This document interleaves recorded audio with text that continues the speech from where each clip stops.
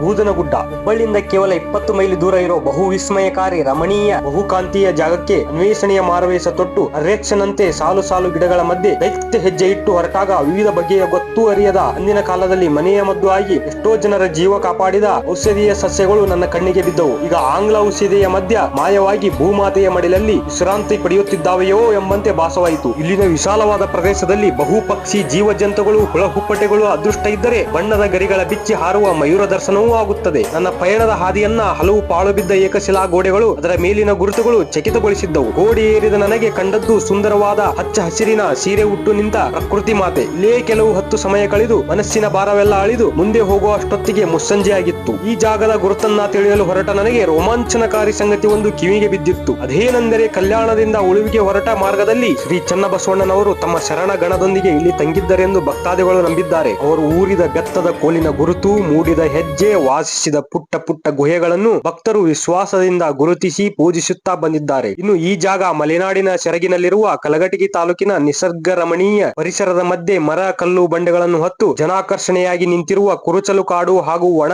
ಪರ್ಣಪಾತಿ ಕಾಡು ಎಂಬ ಎರಡು ಬಗೆಯ ಕಾಡುಗಳ ಗುಡ್ಡ ಬೂದನಗುಡ್ಡ ಶ್ರೀ ಚನ್ನಬಸವೇಶ್ವರ ದೇವಸ್ಥಾನ. ಇಲ್ಲಿಗೆ ಪ್ರತಿ ವರ್ಷ ಶ್ರಾವಣದಂದು ಭಕ್ತರು ಪಲ್ಲಕ್ಕಿಯನ್ನು ಬೂದನಗುಡ್ಡಕ್ಕೆ ವಾದ್ಯ ಮೇಳಗಳೊಂದಿಗೆ ತಂದು ಅತಿ ಭಾವದಿಂದ ನಡೆಸುತ್ತಾರೆ. ನೂರಾರು ಅಂಕು ಡೊಂಕು ಮೆಟ್ಟಲು ಏರಿ ದೇವರ ದರ್ಶನಕ್ಕೆಂದು ಗುಡ್ಡದ ತುದಿ ತಲುಪಿದಾಗ ಪುರಾತನ ಮಾದರಿಯ ಸುಂದರ ಮಹಾದ್ವಾರ, ಆಕರ್ಷಕ ದೀಪಸ್ತಂಭ, ಸುಂದರ ದೇವಾಲಯ ಮನಸ್ಸಿಗೆ ದೈವ ಭಕ್ತಿ ಮೂಡಿಸಿದ್ದವು. ಇನ್ನೇನು ಗರ್ಭಗುಡಿಯ ಪ್ರವೇಶಿಸಿ ದರ್ಶನ ಪಡೆದು ಧನ್ಯನಾಗಿ ಹೊರಗೆ ಬಂದಾಗ ಕಂಡದ್ದು ಅಚ್ಚರಿಯ ಸಾಲು ಸಾಲು ಕಲ್ಲುಗಳು ಹರಕೆಯಾಗಿ ಮನೆಯ ರೂಪದಲ್ಲಿ ಕಟ್ಟಿರುವುದು. ಹಾಗೆಯೇ ಈ ವನಸಿರಿಯನ್ನ ಕಾಪಾಡಲೆಂದೇ ಕಾದು ಕೂತ ಶ್ವಾನವನ್ನ ದಿಟ್ಟಿಸಿ ಇದೆಲ್ಲವನ್ನ ಕಂಡವನ ಮುಂದಿನ ಪ್ರಯಾಣ ತಡಸದ ಕಡೆಗೆ ನಡೆದಿತ್ತು.